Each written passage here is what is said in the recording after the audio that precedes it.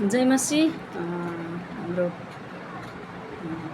आफ्नो आफन्तहरूलाई नमस्ते भन्न चाहन्छु। हामी भन्छौँ सृष्टि कसले गरेको, हामीले पहिला सानो सानामा ठुलै भएर पनि हामीले सृष्टि कसले गरेको भन्दाखेरि रामले, कृष्णले भनेर भन्थ्यौँ। यो हामीले चाहिँ बाइबलमा हेर्दाखेरि चाहिँ यहाँनिर चाहिँ यसरी लेखिएको छ। उत्पत्ति 1 पदमा यसरी लेखिएको छ, आदिमा परमेश्वरले आकाश र मण्डल र पृथ्वी सृष्टि गर्नुभयो। हेर्नुहोस् त, आकाश र मण्डल पृथ्वी कसले सृष्टि गर्नुभयो त? परमेश्वरले नै सृष्टि गर्नुभएको थियो हेर्नु त हजुर। अनि हामी चाहिँ के भन्थ्यौँ? कृष्णले, रामले, शिव भगवानले सृष्टि गरेको भन्थ्यौँ। राम, कृष्ण, शिव भगवान सबै हाम्रो परमेश्वरकै छोराछोरी, परमेश्वरकै जन्ती हामीहरू हुनुहुन्छ, परमेश्वरकै सृष्टि हो हामी। अनि हेर्नुहोस् त, यहाँ बाइबलमा यही लेखेको छ। उत्पत्ति 1 पदमा हेर्नुहोस् त हजुरले पाउनुहुन्छ के भन्नुभएको छ? आदिमा परमेश्वरले आकाशमण्डल र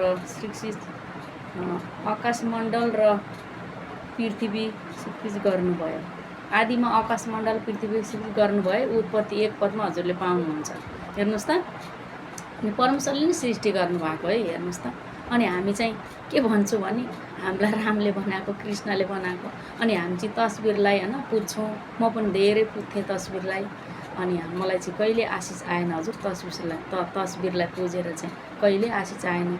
जहिले बिरामी भएर झ्याङ भएर बस्थेँ, जहिले धामीमा यता भयो धामी, उता भयो धामी, धामीमा कुद्थ्यौँ होइन। अनि मैले चाहिँ परमेश्वरलाई चिनेको थिइनँ त्यति बेला। अनि मलाई परमेश्वरले होइन आफै नै मलाई चिन्नुभयो। म धेरै धामी झाँक्रोदेखि म भर पर्थेँ। अनि मेरो एउटा छोरा पनि मऱ्यो, एउटा छोरी पनि मऱ्यो। अनि धामीले मलाई पनि मर्छ है भन्थे। जति बेला पनि मैले धामीलाई देखाउँदाखेरि कहिले मेरो जिउमा अशान्ति हुन्थेन, कहिले शान्ति आउँथेन, अशान्ति नै हुन्थ्यो। अनि मलाई परमेश्वरले कसरी मैले कष्ट पाएर मैले परमेश्वरलाई पाएँ। अनि फेरि हजुरले यहाँ म हजुरलाई पढेर सुनाउँछु। अनि हामी चाहिँ विभिन्न थोक अनि हामीले रामले, कृष्णले बनाएको भनेर भन्छौँ, तर हामीलाई चाहिँ परमेश्वरले नै सृष्टि गर्नुभएको थियो। अघि पनि मैले सुनाएँ। अनि फेरि यहाँ यसरी लेखेको छ, भजन सङ्ग्रह 24:1 पदमा यसरी लेखेको छ हजुर। अनि 24 पदमा यसरी लेखिएको छ, 24:1 पदमा यसरी लेखेको छ, शीर्षकमा छ महिमाका राजा दाउदको भजन। 1 पदमा यसरी लेखिएको छ,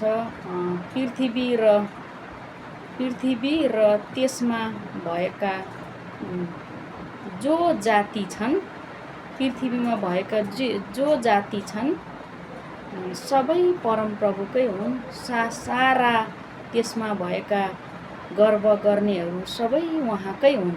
हेर्नुहोस् त, कति असल बाइबलमा लेखिएको छ। जो जाति छन्, हाम्रो पृथ्वीमा भएका जो जाति भए पनि, जस्तो हाम्रो जनावर, पशु पन्छीहरू, हरेक कुराहरू, अनि हाम्रो मानिस जातिहरू, जुन जाति पनि परमेश्वरकै हुन् भनेर यहाँ बाइबलले बताउँदछ। हेर्नुहोस् त, यो भजन सङ्ग्रह 24 हजुरले 1 पदमा हेर्नुहुन्छ भने यसरी लेखिएको छ। हेर्नुहोस् त, अनि हामी चाहिँ भन्छौँ हामीलाई फल्नाले बनाएको, चिल्नाले बनाएको, फल्ना कृष्णले बनाएको, रामले बनाएको हामी भन्छौँ। मैले नि भन्थेँ हजुर। अनि हामीलाई थाहा थिएन। अनि हामीले भन्यौँ। अनि मैले परमेश्वर पाएपछि चाहिँ मलाई धेरै होइन, म अन्धकारमा थिएँ, हामीलाई जानेको थिएनौँ। अनि परमेश्वरलाई धन्यवाद। हेर्नुहोस् त, अनि हामीलाई सबै परमेश्वरले नै बनाउनु भएको हो। यो बाइबलमा लेखेको छ। हामीले पहिला भन्थ्यौँ, ढाँटोको पुस्तकमा यसरी लेखेको छ। मेरो आमाहरूले पनि भन्थे पापीहरूलाई चाहिँ यसरी नरकमा हाल्छ, धर्मीलाई यसो गर्छ भन्थे। अनि आगोको राँकहरू देखाउँथे। यही बाइबलको घटनाहरू हजुर। पहिला हामीले भनेकै यही रहेछ। हामीले चाहिँ नजानेर हामी चाहिँ होइन, अनि हामीलाई संसारकै देवी देवताहरू मन पर्यो, यस्तो तस्बिरहरूलाई हामीले पुज्थ्यौँ। अनि होइन हाम्रो यही बाइबलमा छ। कान छ सुन्दैन, आँखा छ देख्दैन, मुख छ त्यसको बोल्दैन, हात छ त्यसको चल्दैन। अनि हामीले उहाँलाई हामी मान्छौँ होइन। हामीले आत्मा विश्वास गर्छौँ, हामीले उहाँलाई मान्छौँ। अनि हामीले किन तस्बिरलाई माने त हजुर? अनि हामी चाहिँ सिधै आत्मविश्वास गर्नुहोस्, प्रभुमा अघि बढ्नुहोस्, प्रभुलाई चिन्नुहोस्, यसुको सुसमाचार सुन्नुहोस्। अनि आनन्दित चाहिँ यसमै छ हजुर। अनि हामी स्वर्ग जान्छौँ भन्छौँ। अनि हामी धेरै हामी विभिन्न थोक अनि हामी पूजाहरू गर्छौँ हैन। अनि हामीलाई त्यसले स्वर्ग लाँदैन हजुर। हामीलाई स्वर्ग लाने चाहिँ हाम्रो बाइबल अनि येशू प्रभुले नै हामीलाई स्वर्गमा लानुहुन्छ। अनि हरेक रोग बिरामी पनि हामीलाई येशू प्रभुले नै छुटकारा दिनुहुन्छ हजुर। अनि यहाँ लेखिएकै छ हजुर। अनि अरू म फेरि पनि हजुरलाई अर्को भिडियोमा हजुरलाई म सुनाउने छु। अनि हुन्छ हजुरलाई धेरै धेरै परमेश्वरले आशीष दिनुभएको हजुरलाई म जय मसीह भन्न चाहन्छु। अनि म आशा विश्वकर्म कति चिन्नुहुन्छ, म दमार बस्ने हाल दमार, म गोलबजार सिरा जिल्ला गोलबजार रबिन मण्डलको सदस्य। अनि हजुरले कतिजना आशा क्रिस्चियन हो भनेर चिन्नु सक्नुहुन्छ। अनि मैले भिडियो हाल्दैछु। परमेश्वरले हजुरलाई प्रशस्त आशिष दिनुभएको होस्।